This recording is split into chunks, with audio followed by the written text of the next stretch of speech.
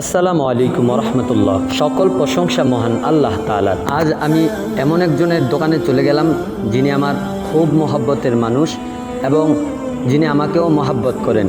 তিনি আমার বড় ভাই হাফেজ মাওলানা জামিল আশরাফ আল মাহমুদ সাহেব, প্রতিষ্ঠাতা চেয়ারম্যান আল আশরাফ হজ কাফেলা। যারা হজ ও উমরাহ করতে ইচ্ছুক আজই যোগাযোগ করুন আল আশরাফ হজ কাফেলা পরিচালনায়।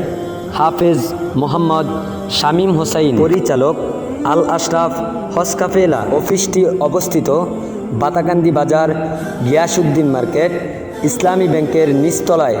স্ক্রিনে দেওয়া নম্বরে যোগাযোগ করুন এবং সাথে আছে আল আশরাফ সুন্নাহ ফ্যাশন।